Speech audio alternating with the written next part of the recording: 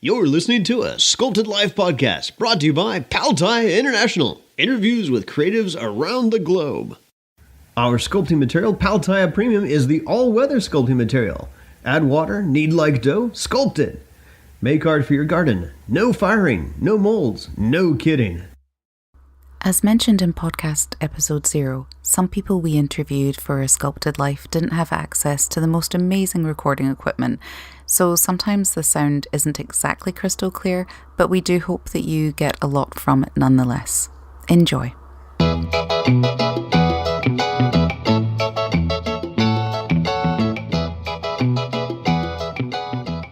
Yes, so good. So you make your own muesli. How interesting. Yes, I make my own. Yes, it's a combination of lots of different cereals that I enjoy, so I put them all together. Lovely. And do you make that for everyone or just yourself? Just myself. I've got my own box. My son does the same, and he has his own box. So he has his preferences for different cereals, and combines those for himself. Thank you for doing this little interview with me. No problem. So today we're here with Bob Stafford from Stafford Sculpture School in Market Harborough in England, and Bob works with his son Joe, and together they are hopefully going to become the first Pal Tiya Premium trained teachers in the UK, which is really exciting. And today we're going to talk to Bob about many things: creativity, when he got started, what inspires him, and other mediums he's used in the past, and what his work has led him to now. So I guess the first thing is to say, hello, Bob. Hello. So when did you first know that you had that creative ability, or were good at creating something with your imagination and your hands? I guess, I don't think I ever really consciously found a time when I was, I just thought, well, I'm good at this. It was always around me, My mum was an artist, although she was never a professional artist, but she always had paints around the house. She always had art materials. My first early memories of, there were always brushes and paints, and you could, with the smell of the linseed oil in the turps, she would paint, she would draw, she used crayons, she used pastels. She did it from when I was a child, or in my early memories, right through her life. She was always had pads and pencils there, and it was what I had as a child. There were always crayons to use. Christmas times, I had boxes of crayons or drawing pads. Those are the things I kind of look forward to. My early memories of going into town. We'd go into the big art store there called Gasby's in Leicester. And there was works of art for sale. There was racks of brushes. There were racks of rainbow colours of all the different types of paints. We used to get excited about taking home new brushes or rubbers, pencils, all those sorts of things. So it was with me right from the start, and drawing and painting was just part of what I did. Yeah, that's really interesting. So you think that just being around it and having it in your space all the time, it was just always part of you? Absolutely, yeah. It just it's I didn't think it any out of the ordinary. I thought that everybody just had lots and lots of paint. And I suppose when I went to school and I did some drawing and painting there, people appreciated those things when they saw them. I suppose that's when I thought, well, maybe, and comparing, I suppose, my drawings and things, just filling. I used to fill pads with drawings, pictures, and I suppose when children got colouring books and things, they were books to colour in and fill in, and my books were always empty and plain, and I would draw mine and then colour them in, because that's the thing. So yes, I suppose that's when I knew that I could do it a bit, and got a bit of kudos, I guess, from doing my drawings in primary school. So yes, it was always with me, and it's always been with me. I guess it was my earliest ambitions were then to be an artist and to be to go into things like commercial art, be a recognised artist, commercial artist, or whatever. So those were my ambitions as a young person. That's my dog. I can hear the little tapping of I love that sound, the tapping of dogs. That's amazing. The floor, yes. That's so cute. That's one to edit out. So did you start... No, I like it. So did you start with... So you would say that you started by drawing, colouring in. Those were your first kind of creative things, I guess, for want of a better word. And what happened after that? Well, I guess as a child, I mean, I did lots of pictures. One of my things was cartoons at that time. I really enjoyed the Walt Disney cartoons, and one of the things I could do really well was to copy the cartoon characters and colour them in. And I can remember one of the things I did was to do big posters of them and sell these posters to people. They used to like to buy them for their nurseries and things. So that was my first artistic sales, when I became a bit of a professional artist, selling pictures. But they were cartoon characters, all the ones like Thumper and Bambi and Donald Duck and all those characters. So they were my first sales of paintings. So, and I remember I put some pictures into a competition, and it was a general art competition. And my pictures were rejected because they said they didn't want cut-out pictures. They wanted people to paint their own, and they thought mine were cutouts. So I didn't win that. And I still remember that now. And that's how many years ago? 50 years ago, 60 years ago. Wow. Yeah. Well, that's so funny. Yeah. And so did you move on from that? So did you continue to do that for quite some time before you got into anything else? I did. Well, I did, yes. I mean, sort of painting and drawing was my thing. And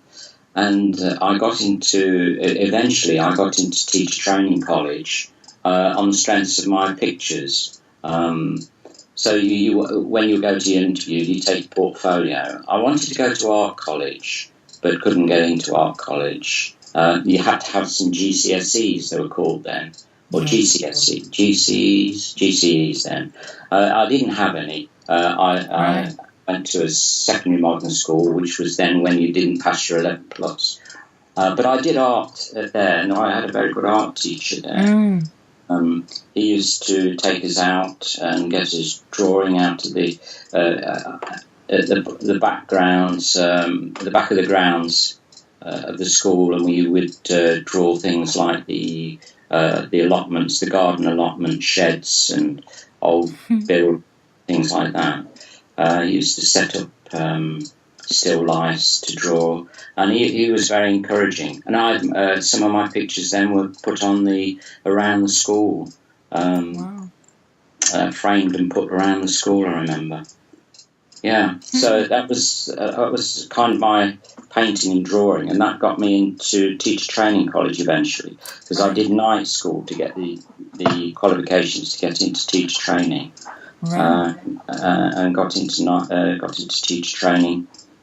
We did a foundation year where we had to try lots of different things. So we did textiles, sculpture, ceramics. And then at the end of the year, you put those on as an exhibition and the tutors would come around and look at your exhibition, and then you had to specialise in two areas of work. And they told me to leave the painting and drawing and do sculpture and ceramics. Oh, wow. They thought my sculpture and ceramics were better than my pictures. So, oh, really? I guess that's when I found out that I was more a sculptor than a painter. And did you enjoy doing the sculptures, or did you just get into it for that reason that you were being told it was good? And yeah, well, it was. I just did. I just enjoyed that so much. Using. I mean, we're now working in 3 dimensions, and I found that fascinating and exploring something. I love exploring new stuff and to find out. Having said that, I did do some ceramics when I was when I was in my primary school. That actually taught me one thing. Never poke somebody else's duck's eyes in. That's what I learned when I was at primary school. My art teacher there, very good though he was, because he got us doing art in the primary school, and he got us doing clay. And I remember we had this. We had learning how to use, and it was red clay, earthenware clay, and we had to do a coil pot. He taught us to do coil, and he taught us to do thumb pots. And then we had to make something using coil and thumb pots. So I decided I was going to make a duck, because I was really into wildlife at that time. So I decided I would make this duck, and I would have this duck sleeping in a sleeping position with its head turned back and resting on its back. So I did this with the duck, and I finished the duck, and it looked quite good.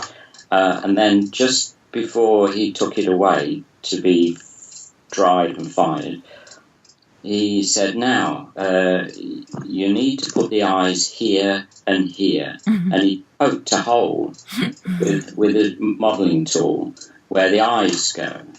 And that's not where I wanted the eyes. And it was that I wanted the duck to be asleep, so you couldn't see its eyes. Right. So he took it away, and I have, believe it or not, 60 years later, I've still got that duck. And those eyes remind me never to poke anybody's eyes in their duck. I love it. It's just leave them to do their own thing, not to impose your ideas on other people. People ask for help, and you give them help, but it's their creation, it's their bit of artwork, and it's how they see things that matter. Leave the eyes well alone. Yeah, I used that when I was a teacher. I never poked their duck's eyes in. I love it. That's a good story. I like that. Yeah. So that was my first bit of ceramic work. Then into secondary school, I remember I did a gorilla's head in clay, but that was all really until I got to teacher training. And like I say, then in teacher training, it was we had to try everything. We tried wood carving. We went to a scrap yard and picked up lots of scrap metal and welded them together. So in the ceramics area, I had an excellent pottery tutor. He was a potter in his own right, and he taught us to throw and glaze and fire. I was fascinated by the whole process. That was so. In the end, that was the areas I specialised in. The sculpting, the ceramics. Yeah. And then, did you start teaching that straight away, coming out of teacher training, or? I remember the end of the teacher training. We had our degree exhibitions, and we had a chap come. one of the students there was from down in Tunbridge Wells, and she had a friend who was a gallery owner, and he was interested to come and see her work.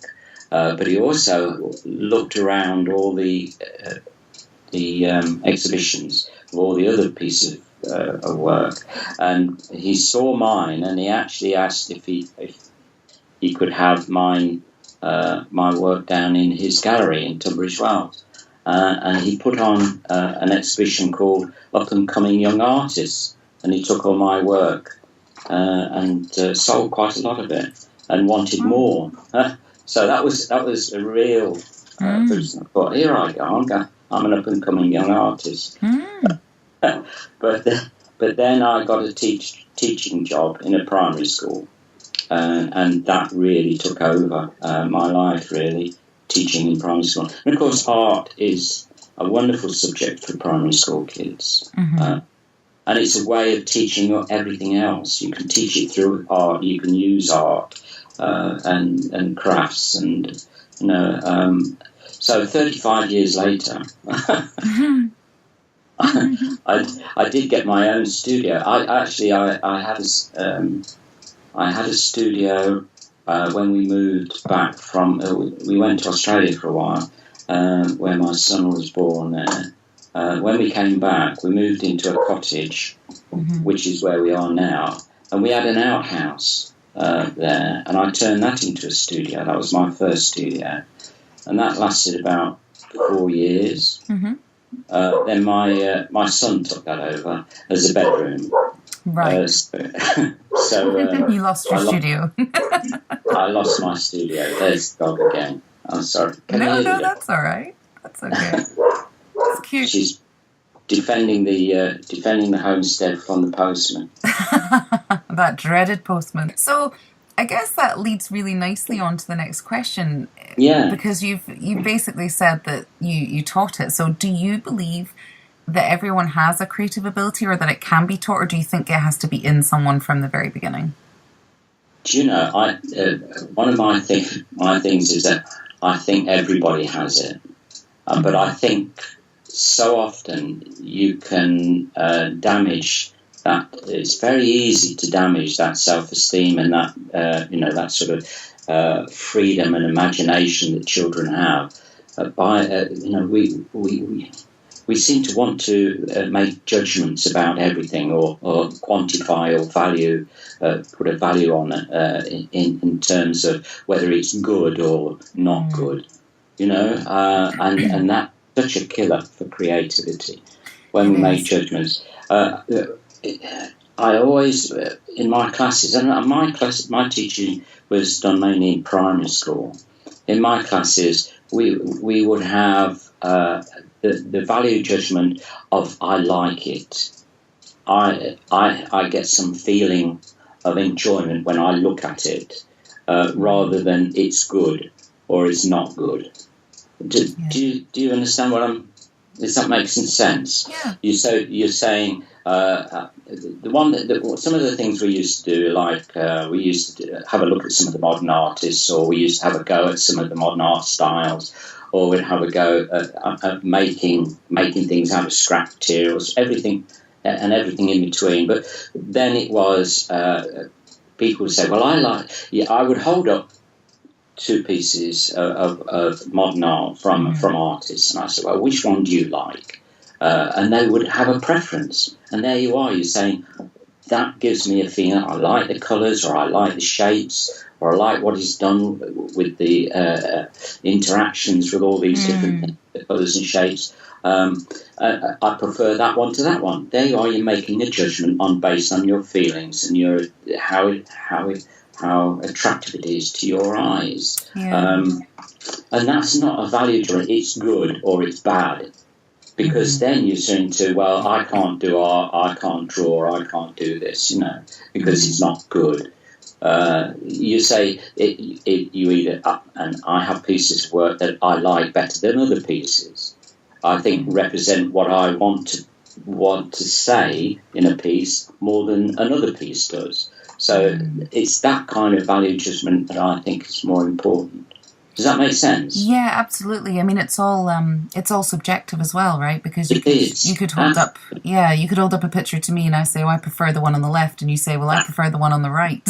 That's right, and that's what I say to the children. Used to teach them to say, and so their art is just as valuable as anybody else's art, and it's what feelings it creates in you when you look at it. Does it mean anything to you? Does it have a feeling or make you happy or sad, or do you see anything that you recognise in it, in the shapes or whatever? So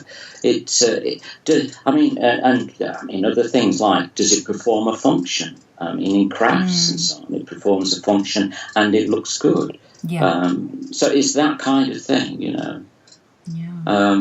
Yeah. So I think we do. In other words, I think we all have that creative ability, and I think we should. It's one of the enjoyments of life is to be creative, to create something out of one.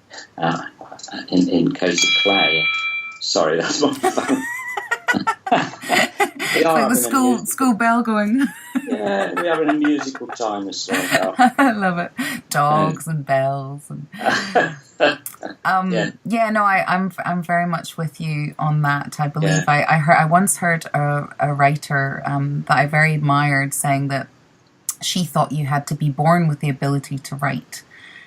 And I thought, that's very interesting, because that's how I've never thought of it like that. I've always thought that if you write, if you practice it, you're only going to get better and better.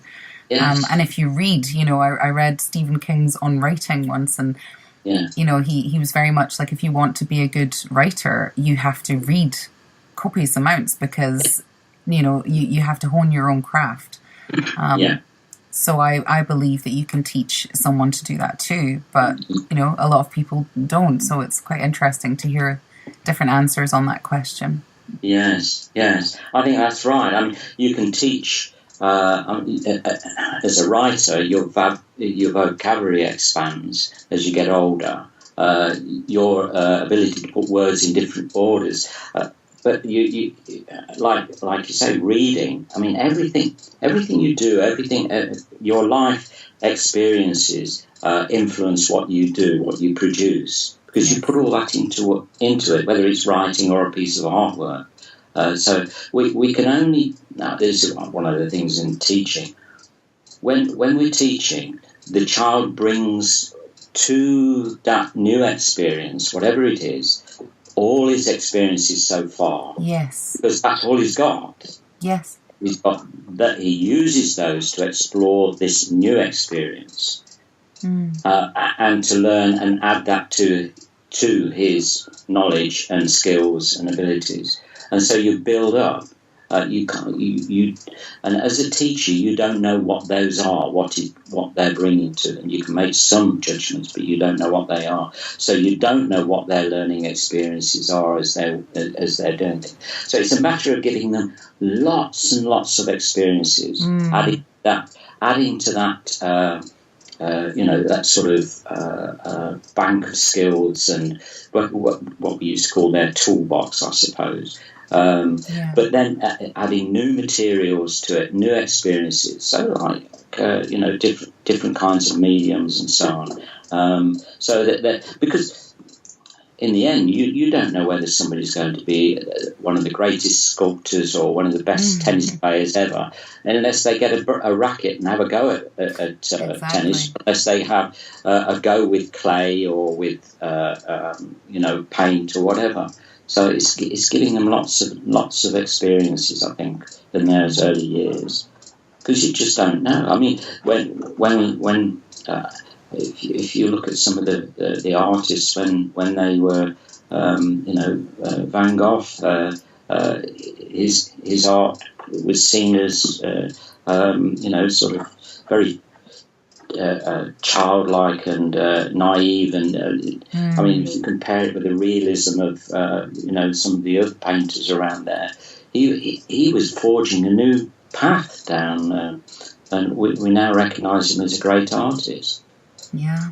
But he didn't see that. Yeah. So what inspires you as a maker? Like when you're thinking of your next project, or maybe you're not thinking of it and you see something, does that inspire you? What things inspire you as a I think I guess I get my main inspiration. What I really like are people, but I also like natural history as well. But I like people. I like faces. I like. I guess one of the things I had a thought this morning. I thought, yes, life and experiences and time actually sculpt people. Because when you look at old people and people who have lived, through good times and bad times, it's all there on their faces. I can recognise that my face is becoming a piece of work of art as well. But it's all there. The times that you've had, imperceptibly as you get older, it's what they call etched on your face, and that fascinates me. So I like to do faces. I like to do people, and one of the things I'm into, I suppose at the moment, I'm doing these tree shapes, but the trees have got the faces in, and it's not the Ents type of thing where it's a tree is animated as a kind of a figure, but it's it's that when you look at trees or leaves or whatever, the brain is programmed to see faces and figures, and we see them in old tree bark and so on. And I just take that a step further and actually bring it out and make it more obvious that that's what they are. And I put in different characters, and when I'm working the clay and pushing the clay about, it pushes in, and I see a face, and I see a face coming, and I see an expression coming, and then I play on that and move it around and do it. So that's where I'm getting my inspiration at this moment. I'm doing that, but I do like doing. I've done portraits and busts and things like that. Right. Yeah. Right. And you're still teaching, right? You're still teaching classes, adult classes in these mediums that you're using. Yes. I mean, this is my new career. I finished teaching in 2012. I ended up being a education consultant for children with autism in mainstream schools. So I would go around different schools and train staff in autism awareness and work with children and work in the classrooms and so on to help the teachers be aware of the children with a diagnosis of autism or showing traits in their class, because we are so much better at diagnosing and recognising these children who have these traits. And with the right support and with the right environment and with the right teaching approaches, they do very well in mainstream schools. But it does need that, and so that was my job. I guess my career. I started off in primary school. I was 20 years in primary school education, and then I went into special needs, and then doing the consultancy work. Then in 2012, I retired. I got a new career. I got a studio. I gathered together my kilns, my benches, my clays, my glaze. So I've got my new career up there. And I've got now, I guess, I've got about, 20 people coming up regularly, and then others who come up occasionally, and I've got and I'm doing some group work as well, and special ones. So I've just actually had a group of girl guides come up, and they've done some throwing and some hand building, so I have groups like that come up and do work. So new group. So what mediums do you use in, or have used in your creative life so far? What other mediums? Well, if I go right back to my mother, where we were before, my first medium was pastry, which was three-dimensional medium. It was my mum, when she was making pastry, she would give me a lump of pastry, and I would model it. I would make things out of this lump of pastry. That was before Play-Doh was invented. Wow. So that was my first recollection, and she would bake them. So I would make little dough figures and faces and so on. She'd bake those. Then, like I said, a bit of clay at school. Clay really, in the way that I use it now, was when I went to teach training college, and Roy Oliver, who was the ceramics teacher there, he was the one who got me really involved in all aspects of pottery work and hand building and sculptural work. So it was from there. And I've done it ever since. I did a little article once for a magazine called Kitchen Tabletop Artist, where and it's strange because I was talking to somebody else, one of my students, and she says she keeps all her things under her kitchen table in boxes and brings it out and does her work on the corner of the kitchen table and then packs it away. And that's what I used to do.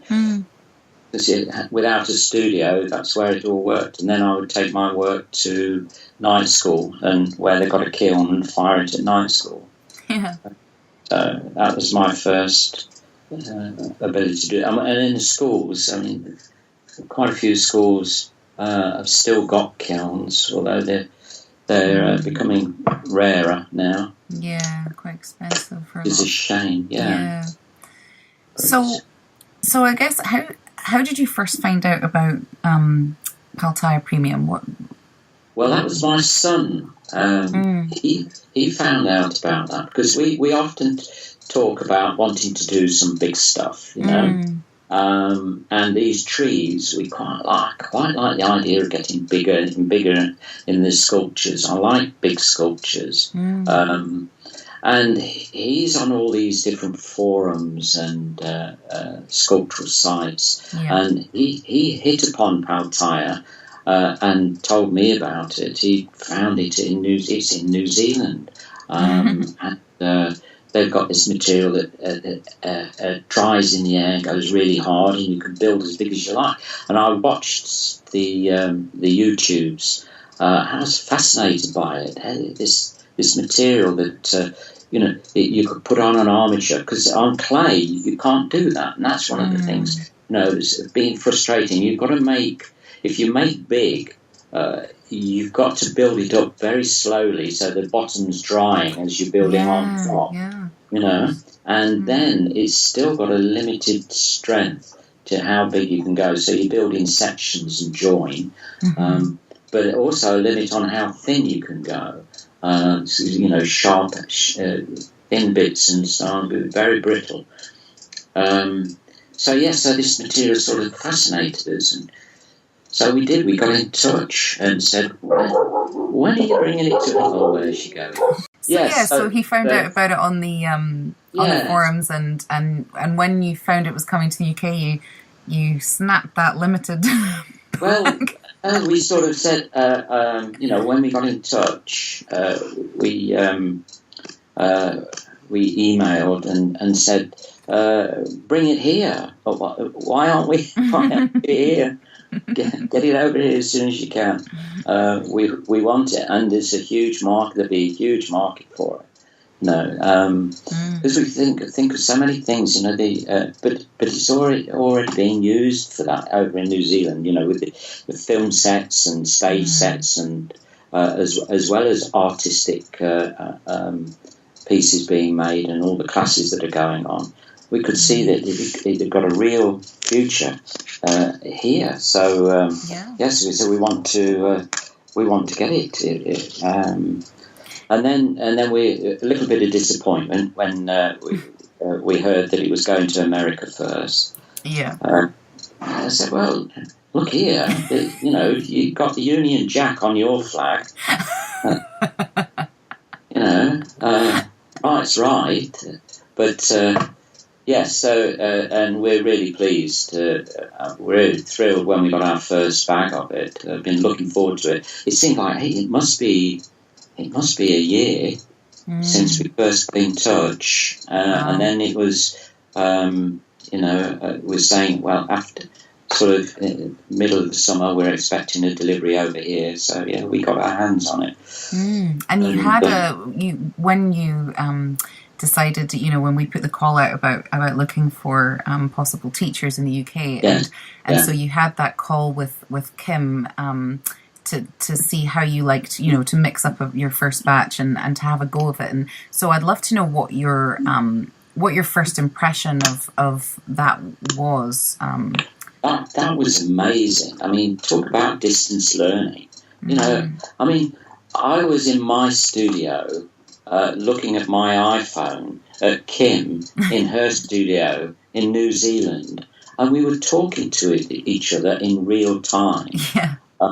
And she was, and I was given a masterclass, the first taste of making up batches of Pal Tiya, and I mean, we opened it before Kim came. We were getting ready, and it was a bit. What's the word? Surreal. Surreal, but it was a bit spiritual. And opening in this bag, this material, to have a look at it for the first time and see its powder and the bits in it and so on. It was it was a bit spiritual in a way. But I was also a bit apprehensive. What if it didn't live up to all its hype? All this wonderful thing. A bit nervous about that. Perhaps I won't like it. Perhaps it won't work the way I want it to.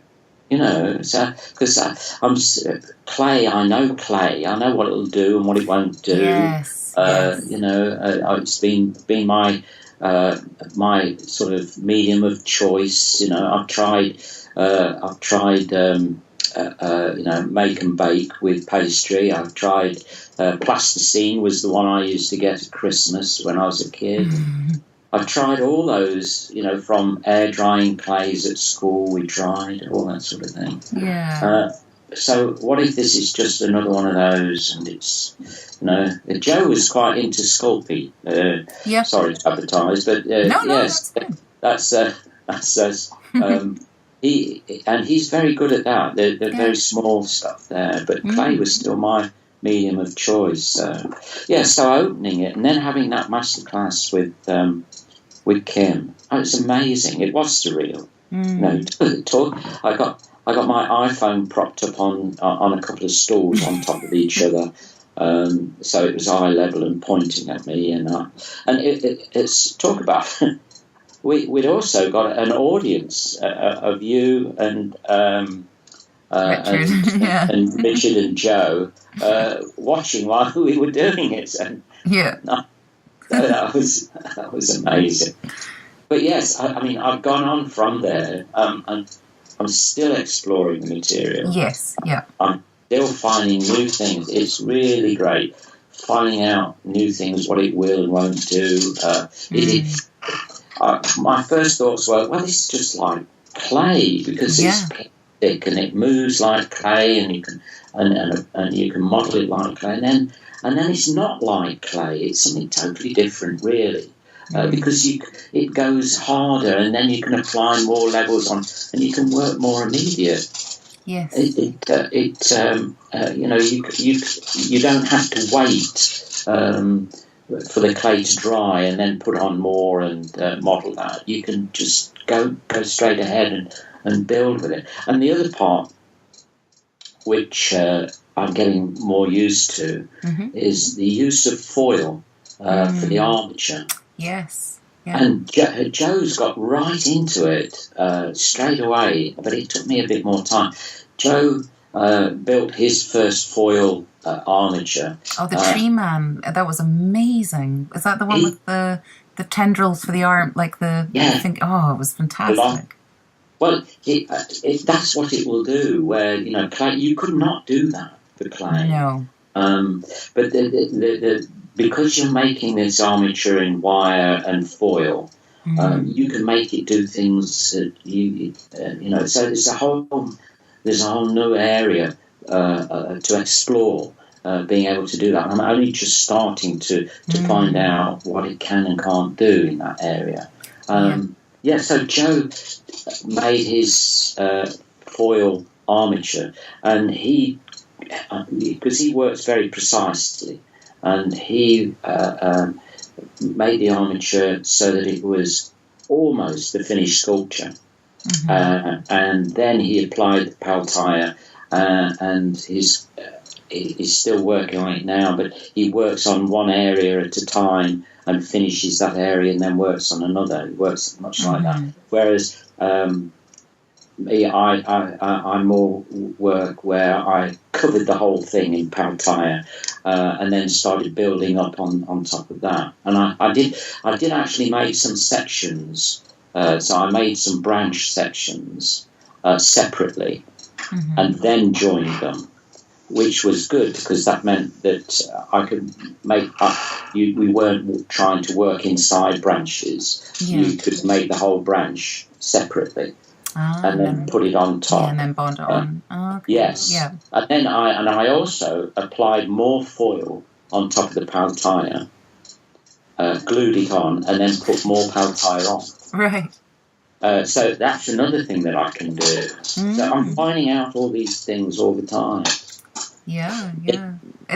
It's quite interesting that you say that, because many the teachers that we've been discussing this with and who've also been having that call with Kim, it's quite interesting because they do all say the same thing. Oh, it's like clay, and then no, it's not. But that's actually really good because clay is familiar to a lot of people, and so they know what to do with it, they understand it, but then they see the different applications that can be used, and I think that's when people get quite excited because they think, I couldn't do that with clay. I couldn't do that. Yes, which is quite cool.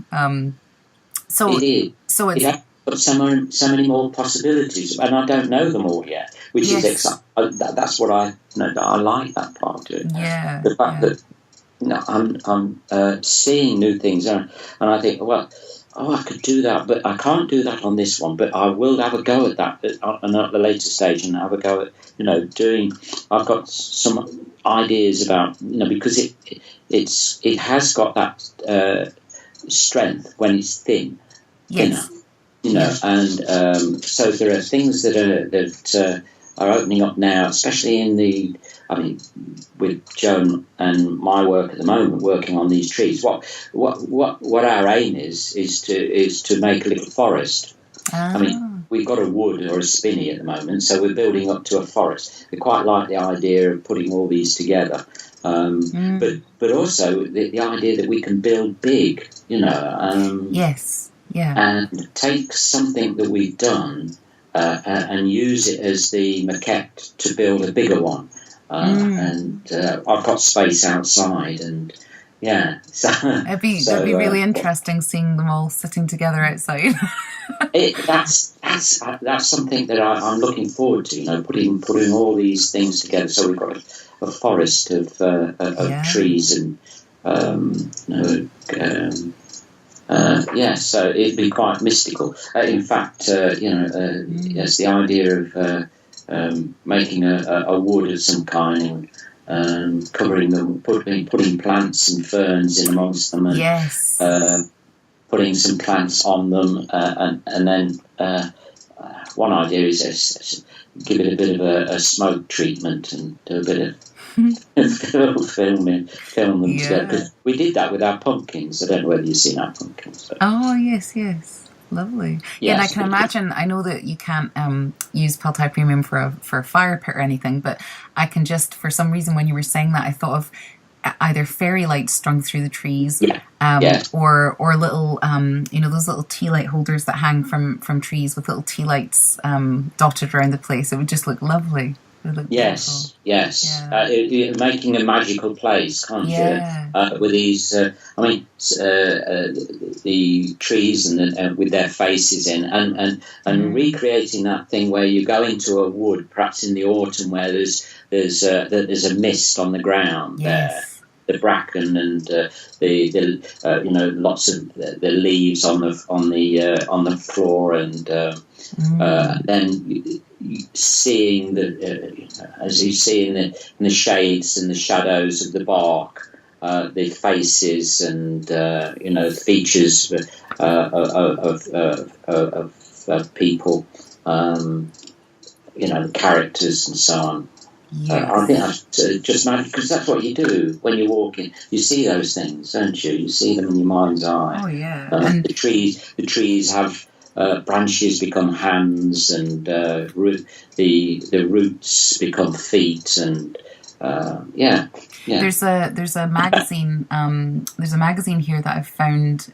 It's called Oh Comely, and it's they have some beautiful pictures that people have taken. And when you were talking there about the trees, there in the last issue there was I must send it to you.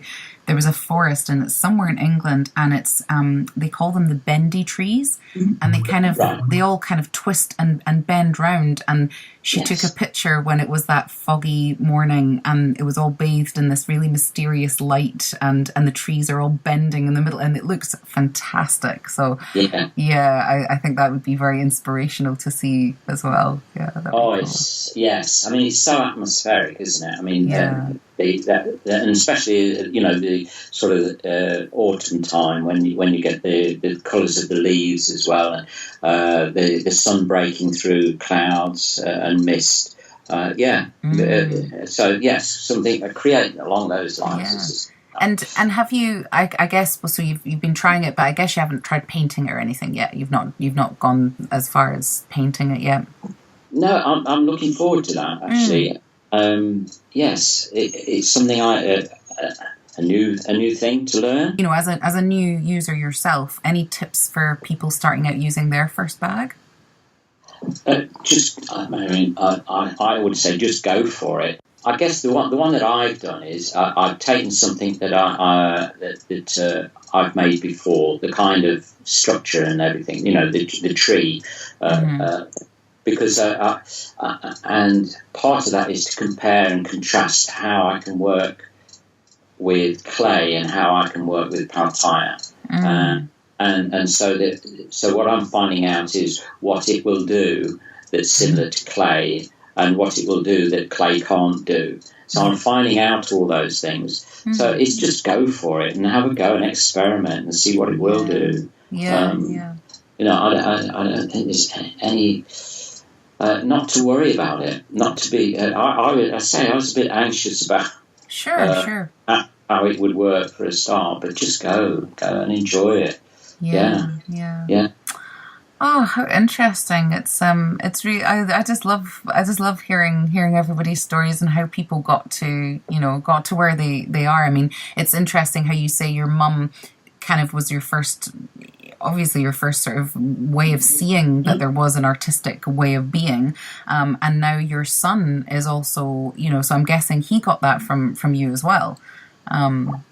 Yes, I mean when I had still had my studio at the house, and they were both of them growing up. I've got their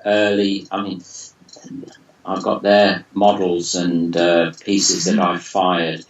From their when they're children, scattered around the garden, up on the walls. They're all around the place, and that's their duck. Yes, I never poke their eyes out. I can demonstrate. I can demonstrate and show them and show new techniques and open up new ways of doing things and new ways of looking at things, and then leave them to have a go and enjoy the process as well as the product. Well, thank you so much. Is there any other stuff that you want that's bubbling inside that you want to get out, or are you I don't think so. I don't think there's anything else. I think we covered everything, haven't we? Had a good chat. Yes. I really enjoyed it. And a trip down memory lane there brought out some real old memories there. Yeah. But yeah, You've had a very long and very interesting career with sculpture and, well, all creative pastry. I quite like it. Yes, it's gone from pastry to Pal Tiya, hasn't it? Yeah. There we go. From pastry. Yes, I'm entering my 70th year, and wow. Yes, so new materials appearing and new exciting things ahead as well. So as Kim says, if she'd found this material, if she'd had this material years ago, she said, I'd be a rich woman by now. Well, yes, it had have been this stuff, and yes, it'd be fantastic. But yes, the possibilities are here in this country, aren't they? Looking forward to introducing. I've had quite a few people seeing me make make at the studio, and say, what's this? And I'm introducing them to it, telling them about it. Would have a go at that. I've got ages just starting to people just starting to renew their their enjoyment of clay and modelling and ceramics. So wow. Yeah. That's so cool. So any age. Yeah. That's fantastic. Thanks so much for taking the time to listen to our podcast today. Hey, I have a favour to ask, and it won't take very long. Would you be so kind as to go and leave a review on iTunes? This helps more people find out about our podcast, and as we grow and evolve, we love more listeners like you. Thanks so much. Until the next time. If you want to know more about Pal Tiya and our amazing product, Pal Tiya Premium, then visit www.paltiya.com and join our international fan base.